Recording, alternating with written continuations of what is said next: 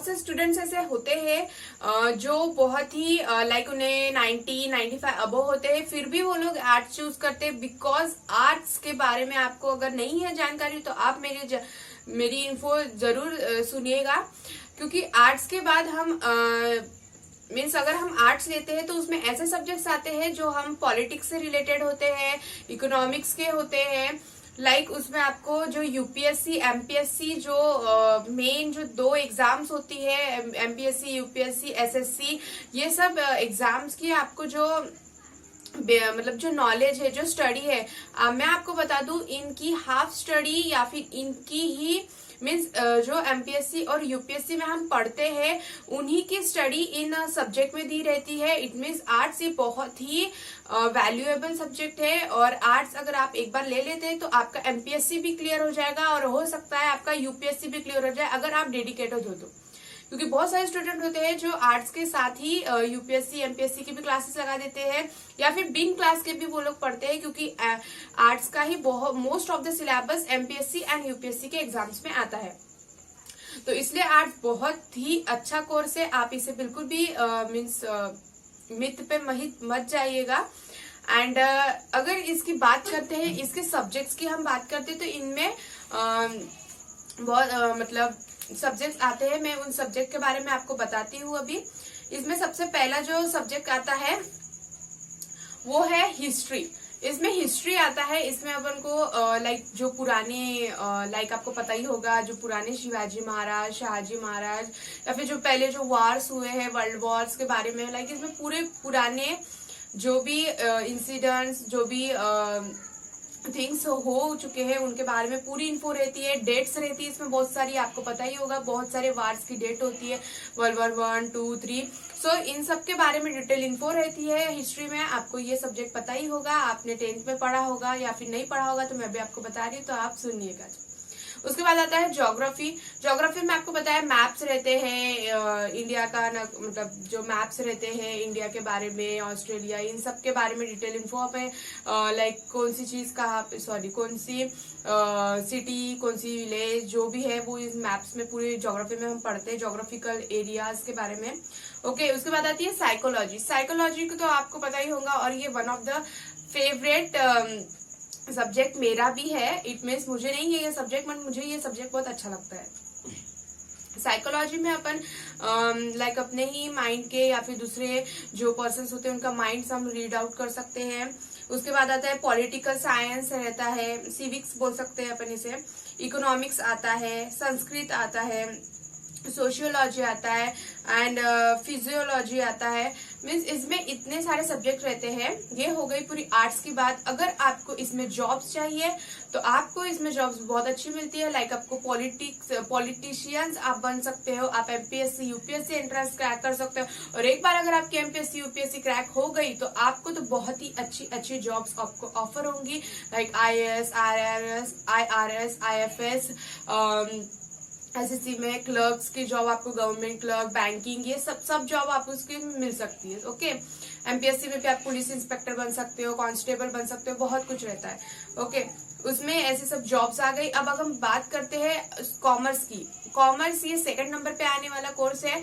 इनमें से कॉमर्स भी बहुत अच्छा है। जिन्हें भी मैथमेटिक्स में इंटरेस्ट है, या फिर जिन्हें बैंकिंग करनी है, जिन्हें सीए बनना है, जिन्हें अकाउंटेंट करना है, लाइक इसमें बहुत अकाउंटिंग की भी ऐसे जरूरी नहीं है कि सिर्फ बैंक में ही जॉब मिलेंगी। लाइक आपको जो मैं बता दूं, आपको जो रेलवे स्टेशन में जो टिकट्स के काउंटर पे जो बैठते हैं वो भी अकाउंटिंग कहीं ना कहीं उन्हें भी की होती है।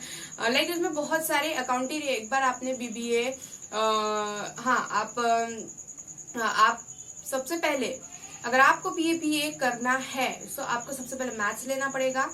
मैथ्स लेने के बाद ही आप बीबीए कर सकते हो। जिनका भी सपना है, ड्रीम है बीबीए करने का एंड बड़ी बड़ी अपनी खुद की कंपनी खोलने का या शॉप्स खोलने के, जो भी है, आप ये सिर्फ कॉमर्स लेने के बाद ही कर सकते हो। ओके, उसके बाद इसमें सब्जेक्ट कौन से आते हैं। अगर हम सब्जेक्ट की बात करते हैं कि इसमें सब्जेक्ट जो होते हैं उसमें आता है, फर्स्ट ऑफ ऑल अकाउंटिंग आता है, इकोनॉमिक्स आता है, बिजनेस स्टडीज आती है। आपको पता है बिजनेस, हम कॉमर्स, अगर हम देखा जाए तो हम कॉमर्स ज्यादातर बिजनेस के लिए ही करते हैं। बिजनेस के लाइसेंस मिलेंगे हमें आगे जाके अगर हम बीबीए करते हैं तो, और बीबीए के लिए कॉमर्स जरूरी होता है। ओके, मैथमेटिक्स होता है इसमें, मेन सब्जेक्ट मैथमेटिक्स होता है, एंड इंग्लिश होता है इसमें। आपकी जो वोकेबुलरी है उसे सुधराने के लिए, इसमें जो इंग्लिश ग्रामर को आपका ठीक करने के लिए इसमें इंग्लिश की सब्जेक्ट होता है। ओके, एंड देन बात आती है साइंस स्टूडेंट की। साइंस स्टूडेंट की अगर हम बात करें तो इट मीन्स जो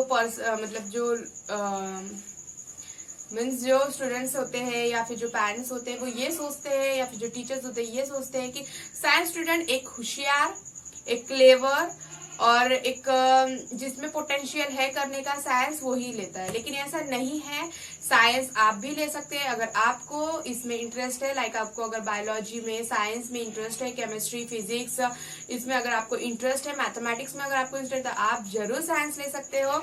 इसमें ऐसा कुछ नहीं है कि मतलब एक मैंने मेम पढ़ा था कि आजकल साइंस इंटेलिजेंट लोग ही, बच्चे ही नहीं सभी बच्चे करते हैं। इंटेलिजेंट बच्चे ही नहीं सभी बच्चे करते हैं, और ये बात सही है क्योंकि बहुत सारे स्टूडेंट होते हैं जो साइंस स्ट्रीम चूज कर लेते हैं। एंड मैं आपको बता दूं, अगर आपको साइंस में इंटरेस्ट है आप तभी साइंस लीजिएगा। ऐसा कुछ इसमें टफ जैसा नहीं है। अगर आप अच्छे से पढ़ाई करते हो तो आपका ये आसानी से निकल जाएगा।